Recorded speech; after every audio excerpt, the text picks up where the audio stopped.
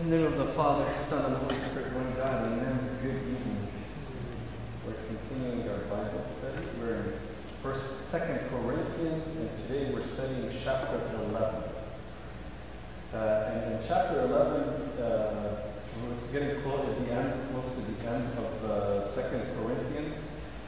One of the things in chapter 11 that St. Paul, you're going to find that St. Paul is doing is he's telling them that, I usually don't be saying, St. Paul is saying, I'm not supposed to boast, and it's actually folly for St. Paul to boast, but he's going to do it in order to bring home a specific point. And we're gonna study, and but this is what he's going to be doing, and that's how he starts in chapter 11. So he starts out, he says, "Oh, that you would bear with me. Just bear with me a little folly." And in other words, play along. Play along from what am I going to be talking to you about? What am I going to be communicating to you? So, and that's the things that he's boasting. And here, what they were saying is they were comparing him to the Judaizers or the false teachers of that time. The false teachers abused the Corinthians. In a sense, they even physically abused, and we'll find out at the end of chapter 11. And they took advantage of them, and then and they took a lot of their possessions. And St. Paul, on the other hand, he chose not to take anything from the Corinthians. He chose not. Even when he was in need, he made it a point that he's not going to take anything from the Corinthians. Even when he was in need, somebody from Macedonia, Silas, and Peter came and assisted him when he was really in need, when he was in Corinth. But he made it a point that he does not take anything from the Corinthians. And he has good reasons for that. But then the Judaizers were abusing the Corinthians, they were taking their possessions and abusing them physically. And then the Judaizers told the people of the Corinthians, "Oh, St. Paul is not taking anything, any of your donation or anything, because he does not love you." So this is the premise of this chapter. And here he's telling them, okay, I'm gonna explain this to you a little more, but play along, just like a little folly. And indeed, just bear with me. And then in verse 2 he says, "For I am jealous for you with godly jealousy." Not for possession or material, but it's a godly jealousy. "For I have betrothed you." In other words, here he's telling them that I betrothed you to the one husband, that I may present you as a chaste virgin of Christ. In other words, what St. Paul is telling them, that the reason I came for my ministry is ultimately for you to be betrothed to Christ.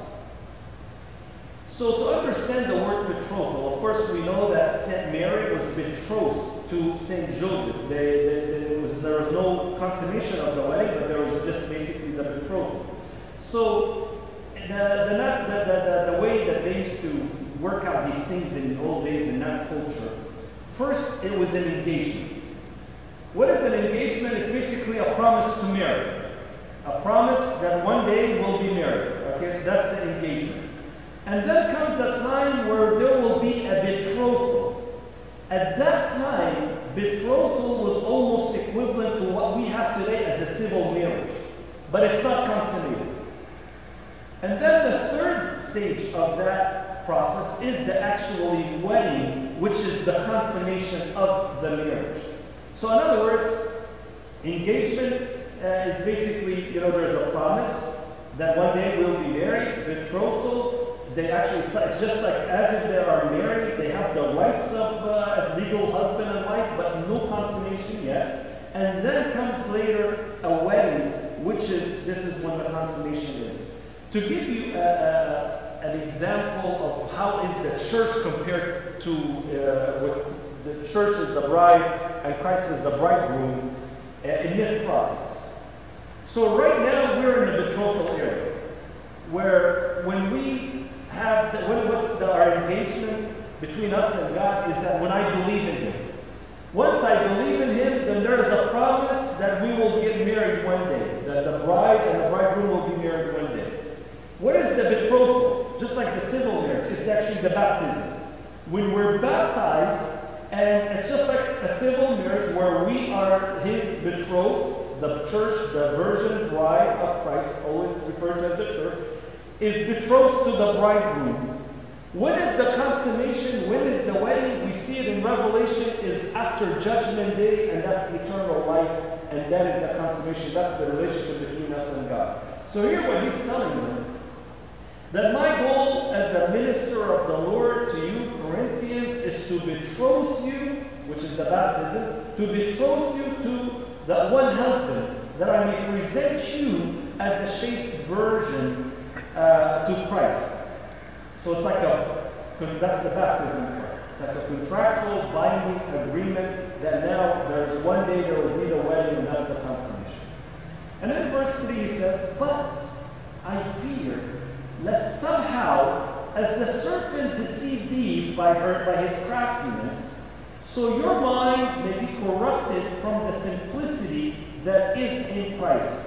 So he's telling them that my goal is to betroth you to Christ, to that one husband, so I can present you as a chaste virgin. But I'm afraid that just like the serpent deceived Eve, because that's the serpent's tool, is deception throughout ages, and we will continue, that's his tool, that's a big thing in his toolbox, is deception. He's afraid that the serpent will deceive the Corinthians just like he deceived Eve by his craftiness. And how is he doing that? Is using the Judaizers, using these people, the false teachers, to deceive them from the faith. And he's worried that their mind may be corrupted and stray away from the Lord and from the simplicity of that is in Christ, which is that single-minded devotion to Christ, where they're focused only on Christ, not on the rituals and the things of the law that enslaved those who were in the Old Testament. Because that's what the Judaizers were teaching. We're teaching that you cannot be saved unless you do the law, you fulfill the law. But the reality is you're saved by grace in the baptism, and after that there's fruit of that salvation, whereas our works. And then verse 4, he goes on and he says, for if he who comes preaches another Jesus whom we have not preached, or if you receive a different spirit which you have not received, or a different gospel which you have not accepted, you may well put up with it. You may well put up with it. In other words, what they were doing is that they were accepting the Judaizers. They were coming and they were preaching them different things, by telling them, you need to follow the law, this is one of the big things, and all the rituals of the law. And he's telling them, these people coming and preaching to you different things that I taught you, and you receive them. And then different gospel, perverted version of the gospel, and you're accepting it. And you're putting up with that. And he's telling them that you're doing that with the Judaizers. And in verse 5 he says, for I consider that I am not at all inferior to the most eminent apostles. Because they started saying that St. Paul we discussed it last week, that he is weak when he's present with them, but then in his letters he's very strong. So the Judaizers started referring to themselves as the eminent, the higher apostles, above St. Paul. So here he's telling them, for I consider that I'm not at all inferior. Yeah, he's not inferior to these Judaizers. He's not less than the Judaizers. And then in verse 6 he says, even though I am untrained in speech, as he's telling them, I may not be very as eloquent as these Judaizers. I'm not untrained in speech. Yet I am not in knowledge. When it comes to knowledge, I have very good knowledge. Yes, I may not be eloquent as the Judaizers, but when it comes to knowledge, I have the true faith, and I'm sure that I'm instilling that in you. One thing that you want to remember about Corinth and Greece in general, it was the hub for philosophers. When you look at all the Socrates and Aristotle, and all these people were in there in Corinth, and it was very known for them to have negotiations and talk and debate things. So there were a lot of philosophy that was going on, and a lot of things that are communicated eloquently And here St. Paul is telling them it's not going to be, I'm not trained when it comes to speech. I'm not as eloquent as they are. But I have the true knowledge. But we have been thoroughly manifested among you in all things. In other words, the gospel that he brought to them, which they believed on and they were baptized in, is basically that's what they believe, and it's manifested. The fruit of that is manifested already among the Corinthians. It's just that now, when the Judaizers started deceiving them, they started straying away from that gospel they originally believed, and that gospel that St. Paul originally instilled in them. And then verse 7 says, did I commit sin in humbling myself that you might be exalted, because I preach the gospel of God to you free of charge? So he's telling them, is that a sin for me? That I am humble when like for instance, when I'm with you, I am humble, I am gracious, I am not hard, and I'm not chastising like the others are. But he's loving. He's saying that it's not a sin for me to be humble, that you might be exalted, because I preach the gospel of God to you free of charge. And here he's telling them that I didn't take anything from it. And this is the point. He's going to go into more details.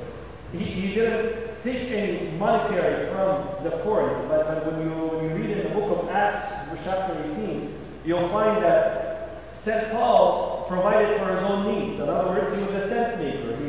He worked with his hands and he preached. So he didn't depend on donations or people. So especially the Corinthians, he says that it's free of charge. Is that a sin for me to bring you the gospel of God to you free of charge? Because they're comparing him to the Judaizers, which they were taking stuff from them, and they were telling them, oh, St. Paul is not taking their tradition because he doesn't love them. And then he goes on in verse 8, he says, I robbed other churches, taking wages from them to minister to you. And he's being, by the way, sarcastic here a little. That, because Macedonia, the church of Macedonia, was providing a little bit from the work. I robbed other churches, taking wages from them to minister to you. And when I was present with you, and in need, I was a burden to no one. In other words, when he was living in Corinth and he was in need, he was not a burden on anyone. For what I lacked, the brethren who came from Macedonia supplied. Who were the brethren? The fathers teach us it was Silas and Timothy. St. Silas and Timothy were the ones, the brethren that came and provided for St. Paul's needs. And he says that those who were in Macedonia came and supplied. And then he goes on, he says, and in everything I kept myself from being burdensome to you, and so I will keep myself. In other words, he did not depend on them, and that's not going to change. He says, I will keep myself, and that's not going to change. And then verse 10 says, as the truth of Christ is in me, no one shall stop me from this boasting in the regions of Achaia. Why? Because I do not love you? God knows. So he's telling them here, now he's going to start telling them about, he knows that he's not supposed to boast, but to bring a point so they can come back and become faithful to God and faithful to their faith, he's going to compare himself to the Judaizers. And he says, I know that I'm not supposed to do that, and that's not from God, that I ought to be boasting, but I need to do that so it will be clear who is the true disciples. Who are the ones that are bringing you the true faith? Is it me or these Judaizers? And he's going to start talking to them about the reality. He's not boasting, he's sharing them facts of what he's gone through. And he says, why? Because I do not love you? God knows. And he's telling them, God knows that I love you. And no matter what you do, I will still love you, Church of Corinth. And then he's going to give them the reason now. In verse 12 he says, but what I do, I will also continue to do, that I may cut off the opportunity from those who desire an opportunity to be regarded, just as we are in the things of which they boast. So here he's telling them that I'm going to tell you these things, so not to give opportunity for people to say they are true disciples of the Lord, and they're really fake disciples. They're false teachers. And they're just being heavy burden financially on you, and they're not bringing you the true faith. And then in verse 13 he goes on and says, for such are false apostles, those who come and they regard us, they just basically taking an opportunity to take advantage of it. For such are false apostles, deceitful workers, transforming themselves into apostles of Christ. And now he's going to talk to them more about that. And he says in verse 14, and no wonder, for Satan himself transforms himself into an angel of light. So he's telling them that even Satan is able to transform himself into an angel of light.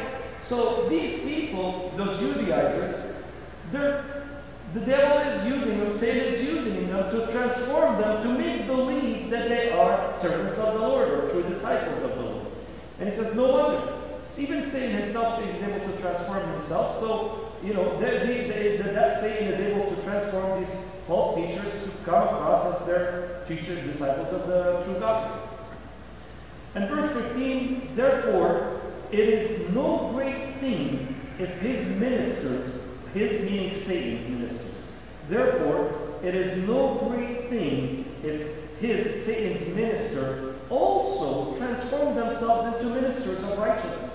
So here he's saying that that's not a great, it's not a surprise that if Satan is able to transform himself into angel of light, he's able to transform these to minister, to look like ministers of righteousness. And then he says, whose end will be according to their works. In other words, that their end is going to be according to their works. And that's how we're going to be judged, is that we're going to be judged according to their works.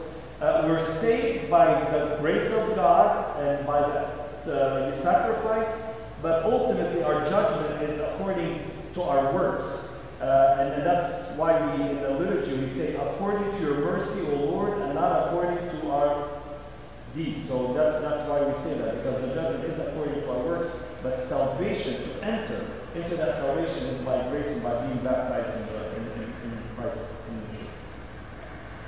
So here he's telling them that, Satan is able to transform to an angel of light, and he's able to use these Judaizers to look like rich ministers of righteousness. And then in verse 16, he says, but by the way, one thing to remember is that when you look at the history of the church,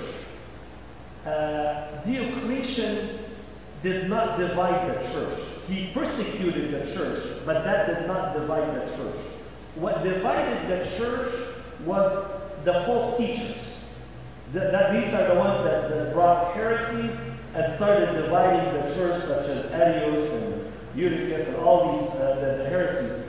So really, the Judaizers, it's a very big theme for St. Paul is teaching them that these false teachers, eventually, these false heresies became the source of the division. It wasn't a persecution. Actually, when you study the history of church, you'll find that the persecution strengthened the church. The more persecution, the stronger the church. And you see it even close, the year where New Year's, there was a bombing in a church. Then everyone was thinking, well, it's January 7th and Christmas, the churches are empty. And only to everybody's surprise, the churches are much fuller than had it not been for what happened in the bombing of the New Year's. So persecution actually strengthens the church. It's the false teaching is the one that divides the church. And this is why here he's very strong on the false teachers and the Judaizers. Verse 16, he goes on and he starts talking to them about comparison between him and these false teachers. Verse 16, he says, I say again, let no one think me a fool because I'm boasting. Don't think that I'm a fool because I'm boasting. I'm just giving you this so it'll drive a point home that I care about your faithfulness and you need to identify who is the true disciples. I say again, let no one think me a fool. If otherwise, at least receive me as a fool, that I also may boast a little.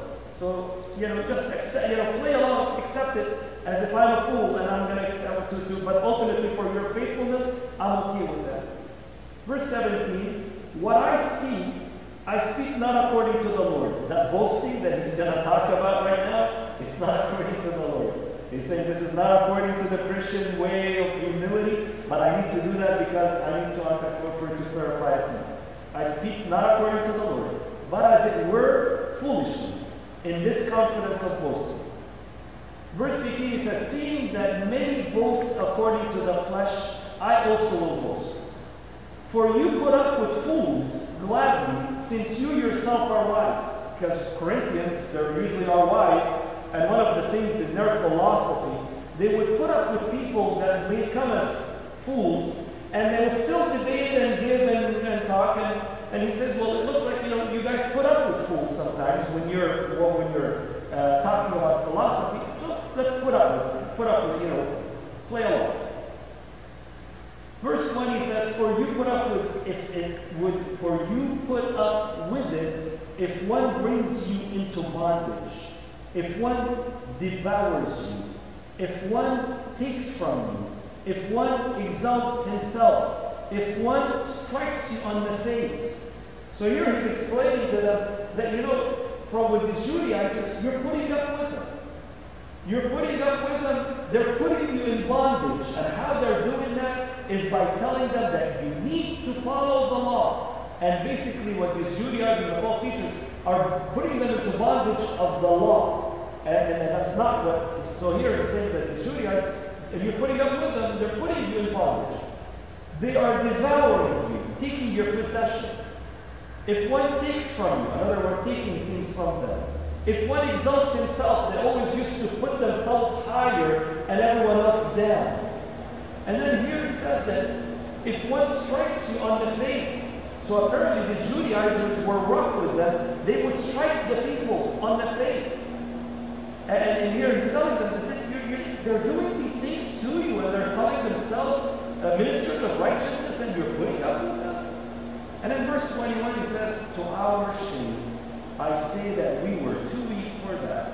In other words, he's saying it's shameful that you're putting up with that, and that you're looking at us as weak, because they were talking to him about in his letters, in his presence he's weak, but in his letters he's strong. "But in whenever anyone is bold, I speak foolishly, I am bold also." So in other words, I am bold when it's necessary, I have to, and I will be bold. And in verse 22 he says, he's comparing himself to the Judaizers. He says, "Are they Hebrews? Well, I am Hebrew too. So am I. Are they Israelites? Well, so am I. Are they the seed of Abraham? So am I." Not only that, by the way, when you look at St. Paul, he's not just the seed of Abraham physically, but he's also the spiritual seed of Abraham, because we as the church, we are the spiritual seed of Abraham. We're not the physical descendants. Well, we're not like the Israelites or the Jews. No, we are the spiritual. So here it's saying, St. Paul is saying, are they the seed of Abraham? Well, am I?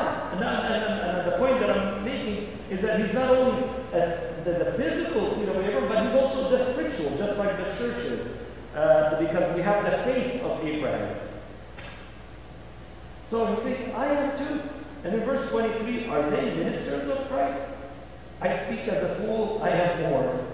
In labor, and now he's going to tell them why, and he's going to say, what did they go through as ministers of the Lord, ministers of righteousness? And now he's going to list to them what St. Paul experienced and lived for the gospel. What did he go through, and what did he suffer from in order for him to bring them the gospel freely to the church of Corinth? So here it's saying, I speak as a fool, I am more. Okay, now let's look. In labors more abundant. When you look at the labors of St. Paul and you read about his missionary trips, 3 missionary trips, and then you can read about them in the book of Acts. In stripes, 5 times he was given stripes. He was hit. He was hit stripes, and the way they used to do it is to be fair. The order is to be 40 stripes, but in case they misnumbered, so they always go one less, 39.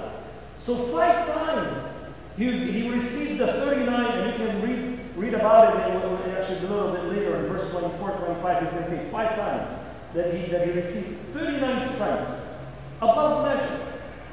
In prisons, more frequently.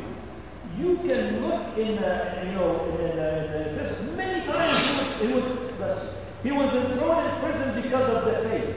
St. Clement tells us that St. Paul was in prison 7 times for nothing else but preaching preaching the Lord, by being the true disciple that he is. In prison, more frequently. And he's telling them, these Judaizers, how many times did they actually get in prison?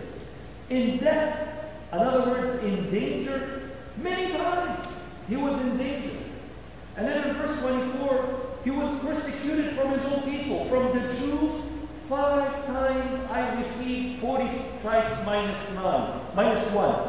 And this is why we say 39 Kyrieleisons, and we say that Christ was whipped 39 times, because that was the way that the Jews did things. It was the order to be 40 stripes, but then they would actually whip 39 times to be fair, that if they miss something, so they're still okay. And here from the Jews, 5 times I received 40 stripes minus 1. You read about it, by the way, you read about this law in Deuteronomy 25:23, chapter 25, verse 23. And then he goes on and he says, for more suffering, the stuff that he's boasting about, that he's telling them that I went through that, and I had that to prove to them that I'm the true disciple of the Lord.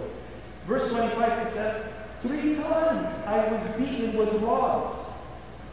And this is the Roman way, by the way. The whipping was the Jewish way, and then the rods and the stoning is the Roman way. And he says, 3 times I was beaten with rods. And you read about him in one of them, but for sure it's in Acts 16, you read about it. And then he goes on, he goes, once I was stoned, and you read about that in Acts 14:19. And he was stoned once. That's also the Roman way. 3 times I was shipwrecked. And you read about them many, that was in the way to Italy. When he was moving to Italy, one of them, he was shipwrecked. And then he says, a night and a day I have been in the deep. In other words, he was stranded in the midst of the water, in the deep water, night and day. And all this because nothing else but to spread the word. In journeys, many countries, I went to many countries, in journeys often. In perils, in other words, in storms of waters. It says in perils of water. In other words, in the middle of storms in the seas and the ocean, I've been in there. In perils of robber, and that was whenever people used to travel, there was a high risk of thieves coming on them and robbing them. It goes many times. In perils of robbers, in perils of my own countrymen. In other words, his own people were persecuting him because of his faith. The Jews themselves persecuted him. Not only the Jews, but even the Gentiles. He says, in perils, even the Gentiles, the Romans are also persecuting him. In perils in the city, in the perils of the wilderness, in perils of the sea, pirates and so on, in perils among false brethren. The Judaizers used to also persecute him. In weariness and toil. One of the things is that we know about St. Paul, he had an eye disease, where he needed help always wherever he went because of his eye disease. So he's always worried, and there's a lot of toil, a lot of hard work. In sleeplessness often. In other words, many nights he was preaching until very late, and for nothing else but to spread the word of God. In hunger and thirst. In other words, here, in involuntary hunger. In other words, it's not like a fasting. He's involuntary hunger and thirst. But he did it for the gospel. But then also in fasting often. This is voluntary hunger now. In fasting often. In cold. When he's traveling, I'm sure he didn't have a whole lot, and sometimes it was cold and suffered from coldness and nakedness. Beside the other things, what's come upon me daily. So here, I'm just giving you a picture of what I go through to preach the Word of God, and for no other purpose but to present you as a chaste virgin to Christ. And here he's telling them, what did the Judaizers do? He's telling them, I don't want to boast, but I'm just going to give you a sample of what I, go through to serve the Lord as a bond servant of the Lord. And not only all these things, but every day there's things. Besides the other things, what comes upon me daily. My deep concern is for all the churches. He's telling them that all I'm concerned about is the church and the salvation of the people in the church, that he would betroth them to one husband and present them as a chaste virgin to the bridegroom Christ.